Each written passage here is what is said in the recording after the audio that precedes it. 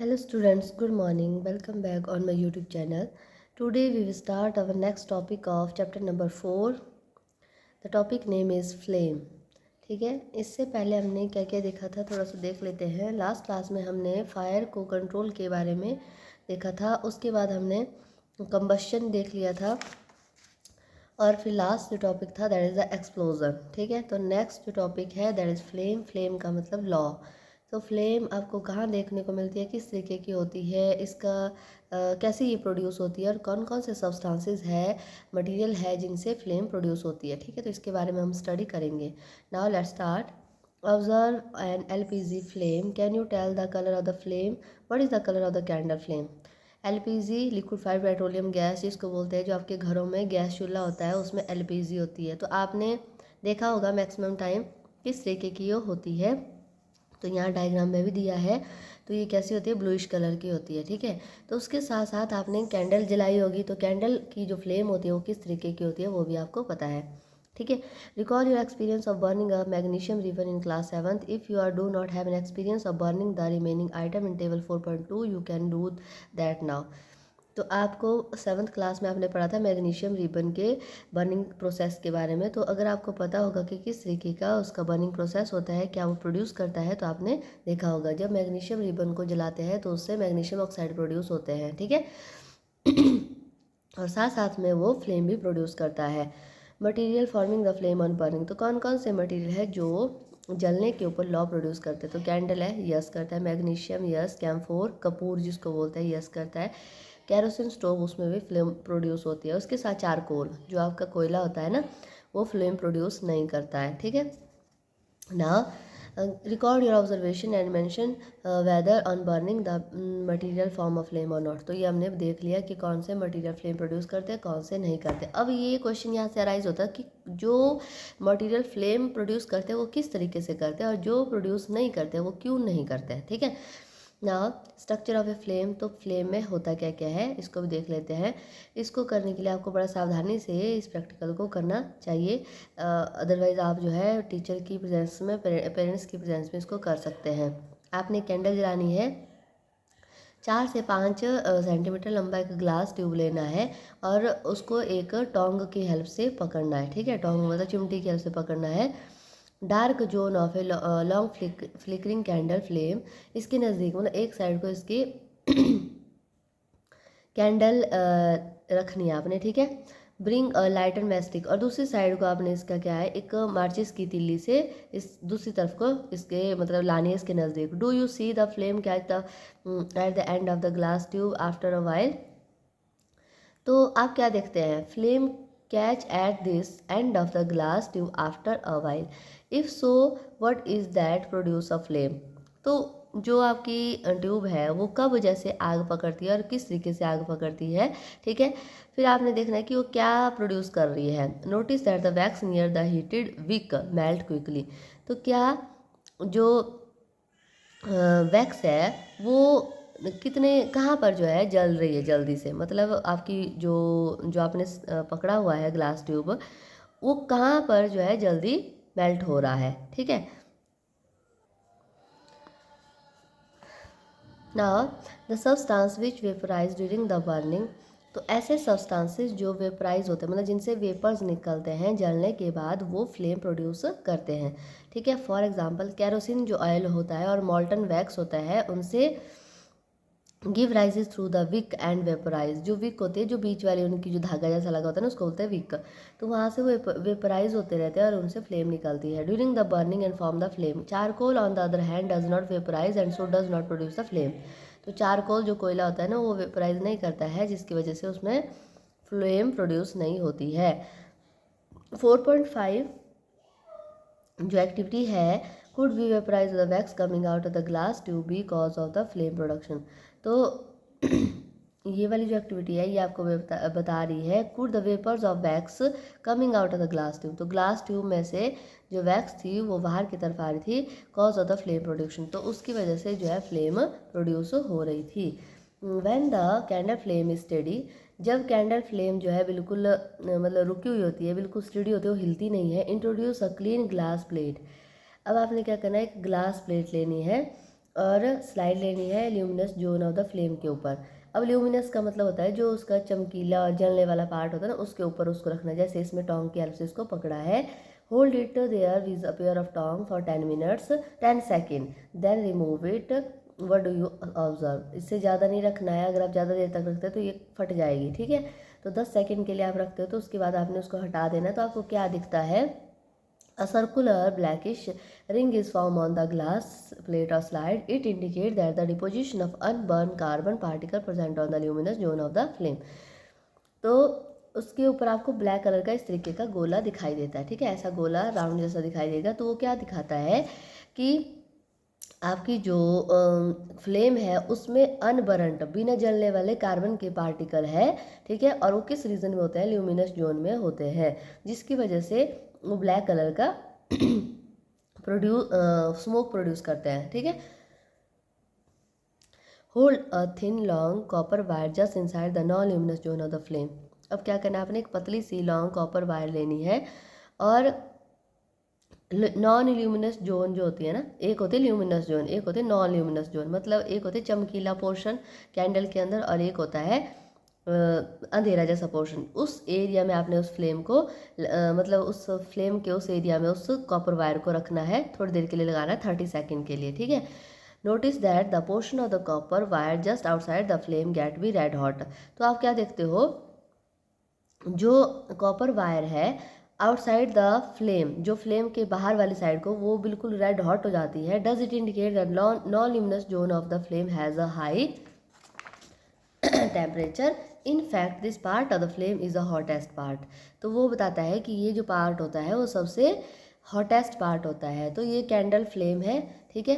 तो इसके ऊपर आपको किस तरीके की स्ट्रक्चर, यहाँ पर तो बेसिकली जनरल दिखाया गया है। आउटर जोन है जो कंप्लीट कंबशन शो करता है। ये कंप्लीट कंबशन यहाँ पर होता है। इसको ये ब्लू कलर का होता है, सबसे हॉटेस्ट होता है। अगर आप कैंडल जलाओगे ना तो आपको आराम से उसमें दिख जाएगा। और इसके अंदर एक ऑरेंज और येलो कलर का पोर्शन होता है, मॉडरेट हॉट होता है, ना ज़्यादा गर्म ना ज़्यादा ठंडा, मिडल जोन भी बोलते हैं इसको। यहाँ पर पार्शियल कंबस्शन होता है।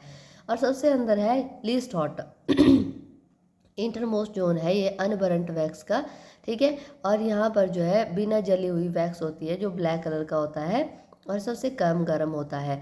और ये आपका कैंडल फ्लेम है। तो गोल्ड स्मिथ जो सुनार होते हैं blow the outermost zone of the flame with a metallic blow pipe for melting the gold and silver. तो वो क्या करते हैं? जैसे इस तरीके से उनके पास एक सिल्वर पाइप होती है, उसकी हेल्प से वो जो है कैंडल की बाहर वाला जो एरिया होता है ना आउटर मोस्ट जोन, उसका यूज़ करके सिल्वर या गोल्ड को मेल्ट करने की कोशिश करते हैं। Why do they are the outermost zone of the flame? तो बताओ क्यों वो आउटर मोस्ट जोन का यूज़ करते हैं? तो यहीं से पता चल गया कि आउटर मोस्ट जोन होता है वो सबसे ज़्यादा हॉट होता है। जितना ज़्यादा हॉट होगा मतलब उतनी ज़्यादा एनर्जी होगी। और वही जो है सबसे पहले गोल्ड और सिल्वर को मेल्ट करने के लिए यूज़ किया जाता है। ये क्वेश्चन भी आपको आगे, ठीक है। तो थोड़ा सा डायग्राम देख लेते हैं। तो आप कैंडल फ्लेम, बहुत इंपॉर्टेंट क्वेश्चन आता है ये, कैंडल फ्लेम और इसके पार्ट बताने हैं। तो ये कैंडल है, this one is a wax जो इससे मेल्ट होने के बाद निकलता है। और ये जो अंदर वाला पोर्शन है that is called the wick, ठीक है। सबसे अंदर जो धागा जैसा लगा होता है ना that is called the wick. और विक के बाहर जो है साथ में ही लगा हुआ इनर मोस्ट जोन होता है जो कि लीस्ट हॉट, सबसे कम हॉट होता है, ब्लैक कलर का होता है, ठीक है। और उसके भी बाद जो है दो पोर्शन आपको दिखाई देंगे, ऑरेंज और येलो कलर के, मॉडरेट हॉट और मिडल जोन इसको बोलते हैं। सबसे बाहर वाला जो पोर्शन होता है वो ब्लूइश कलर का होता है, सबसे हॉटेस्ट होता है, ठीक है। और ये इसको बोलते हैं नॉन ल्यूमिनस जोन, ठीक है। नॉन ल्यूमिनस जोन सबसे हॉट पार्ट होता है, okay. What is a fuel? अब फ्यूल क्या होता है? तो ये हमने कैंडल फ्लेम भी पढ़ लिया। अब फ्यूल क्या है? Recall that the source of the heat energy for the domestic and industrial purpose are mainly wood, charcoal, petrol, kerosene etcetera. जो हीट एनर्जी के जो सोर्सेज है डोमेस्टिक यूज़ के लिए, इंडस्ट्रियल पर्पस के लिए, वो मेनली कौन कौन से हैं? वुड है, चारकोल है, पेट्रोल है, कैरोसिन है। These substances are called the fuel. तो इन सब्सटेंसेज को क्या बोलते हैं? फ्यूल बोलते हैं। Good fuel is one which is readily available. सबसे अच्छा फ्यूल होता है जो जल्दी से अवेलेबल हो हमें, ठीक है। सस्ता भी होना चाहिए, जल्दी से जलना भी चाहिए, ठीक है, मॉडरेट रेट के ऊपर और लार्ज अमाउंट ऑफ हीट ये प्रोड्यूस करने वाला होना चाहिए। और इसके साथ साथ ये कम से कम जो है अनडिज़ायरेबल सब्सटेंस को प्रोड्यूस करने वाला होना चाहिए। मतलब स्मोक भी कम प्रोड्यूस करे, ऐश भी कम प्रोड्यूस करे और इसके साथ पॉल्यूशन वो कम क्रिएट करे, ठीक है। This is probably no fuel, there is probably no fuel that could be consider as the ideal fuel. तो अभी तक मतलब आइडियल फ्यूल ऐसा कोई है नहीं मिला हुआ जिसमें जो मतलब हर तरीके से फेवरेबल हो। We should look for a fuel which is fulfil most of the requirement for the particular use. तो जो भी फ्यूल हम यूज़ करते हैं वो बेसिकली किसी न किसी चीज़ के लिए पर्टिकुलरली जो है यूज़ में आते हैं। Fuel differ in their cost, some fuel are cheaper than the other, make a list of the fuel similar to your group then the solid liquid and gases fuel in 4.3 table. तो fuel जो है अलग अलग cost के होते हैं, कई महंगे होते हैं कई सस्ते होते हैं। तो आप इनकी लिस्ट बना सकते हैं सॉलिड लिक्विड और गैसेस फ्यूल की, जो आप बेसिकली यूज़ करते हैं अपने घरों में। तो ये फ्यूल है, सॉलिड फ्यूल में कोल करते हैं, वुड करते हैं, काउडंग केक यूज़ करते हैं हम, ठीक है। और लिक्विड फ्यूल में कैरोसिन, डीजल, पेट्रोल यूज़ करते हैं। और गैसेस फ्यूल में नेचुरल गैस, बायोगैस और हाइड्रोजन का यूज़ करते हैं। फिर आती है फ्यूल एफिशिएंसी। एफिशिएंसी क्या होता है? फ्यूल एफिशिएंसी का मतलब क्या होता है? Suppose you were be asked to boil a given quantity of water using the cow dung, coal and LPG as fuel. Which fuel would you prefer? And give a reason. You are take the help of your parents. Do these three fuels produces the same amount of heat? The amount of heat energy produced on the complete combustion of 1 kilogram of fuel is called the calorific value.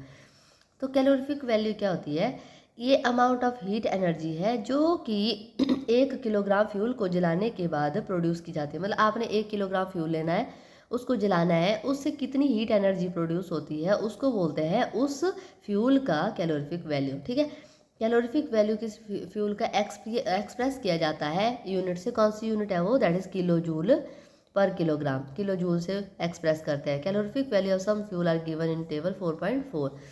तो fuel efficiency basically क्या होता है कि आप एक किसी भी चीज़ को गर्म करने के लिए किसी फ्यूल का मान लो यूज़ करते हैं, तो कौन सा फ्यूल जो है सबसे आइडियल है, मतलब सबसे जल्दी सबसे कम अनडिज़ायरेबल सब्सटेंसेस को प्रोड्यूस किए बिना वो जलता है और किसी चीज़ को पकाने के लिए वो जल्दी उसको पकाता है, मतलब एक तरीके से, ठीक है।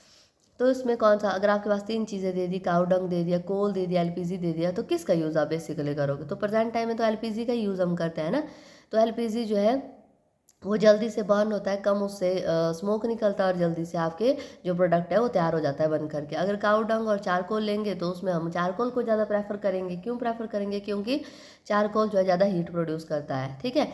और सबसे लिस्ट जो मतलब रिकमेंडेड चीज़ होगी दैट इज़ काऊ डंग, क्योंकि ये जो है बहुत ज़्यादा स्मोक प्रोड्यूस करता है, ठीक है, अगर तीनों का कंपैरिजन किया जाए। तो यहाँ कैलोरीफिक वैल्यू दी गई है आपके डिफरेंट फ्यूल्स की।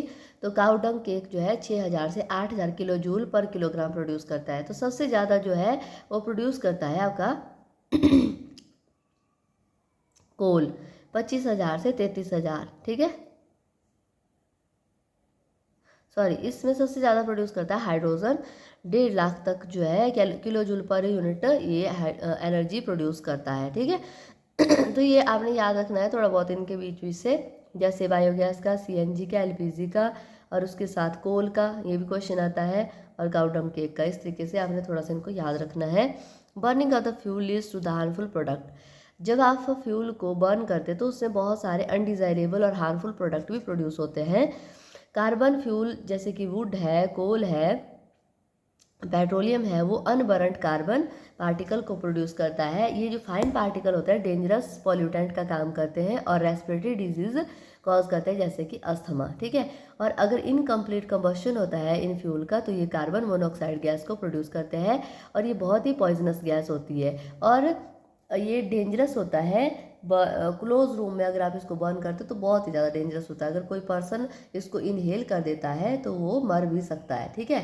स्लीपिंग, अगर मान लो उस रूम में सो रहा है, अगर वहाँ पे कार्बन मोनोऑक्साइड, जैसे अंगीठी जली होती है, कई बार बोला सुना होगा आपने कि अंगीठी जलती रह गई रूम में और पर्सन जो थे वो मर गए, तो वैसा ही होता है, क्योंकि ये एक साइलेंट किलर का काम करती है। जैसे ये हमारे सराउंडिंग में ये घूमती है, प्रेजेंट होती है, तो ये हमारी बॉडी के अंदर साइलेंटली जाती है, हम इसको इनहेल करते जाते हैं और हमारे रेस्पिरेटरी ट्रैक को एक तरीके से ब्लॉक कर देती है, ठीक है। Oh, so that is why we are advise never to sleep in the room with the burning और the smouldering coal fire in it. तो वो तभी बोला जाता है कि कभी भी अगर आपने अंगीठी रखी हो रूम में तो बंद कमरा करके नहीं सोना चाहिए। Combustion of the most fuel release the carbon dioxide in the environment, increase the concentration of carbon dioxide in the air and believe to cause the global warming. तो इसके साथ साथ ऐसे फ्यूल जिनको हम जलाते हैं, जिनसे कार्बन डाइऑक्साइड प्रोड्यूस होता है, उससे ग्लोबल वार्मिंग भी होती है। ग्लोबल वार्मिंग क्या होती है? ये होता है आपके जो अर्थ है उसका टेम्परेचर राइज करता जाता है एटमॉस्फेयर का, ठीक है।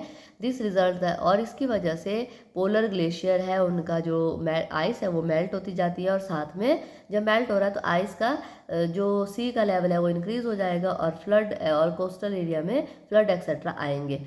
लो lying coastal area are even to permanently submerge under the water, और जो समुद्र के साथ लगते हुए एरिया है वो परमानेंटली भी पानी के अंदर चले जाते हैं। तो इसके साथ है बर्निंग जो होती है कोल की और डीजल की, उससे भी सल्फर डाइऑक्साइड गैस प्रोड्यूस होती है। एक्सट्रीमली सफोकेटिंग है और कोरोसिव गैस है। कोरोसिव का मतलब एक तरीके से जंग लगा देती है, ठीक है। पेट्रोल इंजन से भी गैसेस ऑक्साइड जैसे नाइट्रोजन है वो प्रोड्यूस होते हैं। सल्फर के ऑक्साइड और नाइट्रोजन डिजॉल्व जब होते हैं रेन वाटर में तो वो एसिड रेन प्रोड्यूस करते हैं। यहाँ से क्वेश्चन अराइज होता है कि एसिड रेन कैसे बनती है। Acid rain is produce by the oxide of sulphur and oxide of nitrogen, तो इसको बोलते हैं acid rain. It is very harmful for crops, building and soil, तो सॉइल के लिए, क्रॉप्स के लिए और बिल्डिंग के लिए बहुत हार्मफुल होती है। जो गैसेस जो यूज़ होता है डीजल का, पेट्रोल का, ऑटोमोबाइल्स में किया जाता है, और आज के टाइम में इसको रिप्लेस भी किया जा रहा है सीएनजी से, that is a compressed natural gas, क्योंकि सीएनजी हार्मफुल प्रोड्यूस को कम मतलब कम अमाउंट में प्रोड्यूस करता है और एक क्लीनर फ्यूल के रूप में ये यूज़ किया जाता है। तो क्वेश्चन यहाँ से आता है कि what is the cleaner fuel, तो सीएनजी जो है क्लीनर फ्यूल है, ठीक है। Next one is the deforestation. क्या होता है? डी का मतलब है कट करना, फॉरेस्ट मतलब फॉरेस्टेशन मतलब जंगलों को काटना। बहुत सालों पहले वुड जो है डोमेस्टिक और इंडस्ट्रियल फ्यूल के रूप में यूज़ की जाती थी, पर आज के टाइम में इसके बदले में हम कोल और अदर फ्यूल जैसे एलपीजी का यूज़ कर रहे हैं, ठीक है। बहुत सारे रूरल एरिया में आज भी जो है पीपल वुड को एज अ फ्यूल यूज़ करते हैं, क्योंकि वहाँ पर जंगल नज़दीक होते हैं, उनको जल्दी अवेलेबल होते हैं और लो कॉस्ट पे अवेलेबल हो जाते हैं, ठीक है। जो वुड होती है उससे बहुत ज़्यादा स्मोक प्रोड्यूस होता है और हार्मफुल होता है ह्यूमन बीइंग के लिए, तो ये रेस्पिरेटरी प्रॉब्लम भी कॉज करता है। और इसके साथ साथ ट्री प्रोवाइड करते हैं हमारे को बहुत सारी यूजफुल सब्सटेंसेस। तो लॉट ऑफ वुड अगर हम फ्यूल के लिए यूज़ करते हैं तो उसके लिए हमें बहुत सारे पेड़ों को काटना पड़ेगा, तो अगर हम काटेंगे तो उससे डिफॉरेस्टेशन होगी, जिससे एनवायरनमेंट आपका ख़राब होगा, ठीक है। तो क्लास 7th में आपने पढ़ लिया होगा कि डिफॉरेस्टेशन हमें ज़्यादा नहीं करनी चाहिए। अगर हम डिफॉरेस्टेशन ज़्यादा करते हैं तो जैसे प्रेजेंट में सिचुएशन बन रही है, फ्लड एक्सेट्रा, तो वही अराइज हो जाते हैं, ठीक है।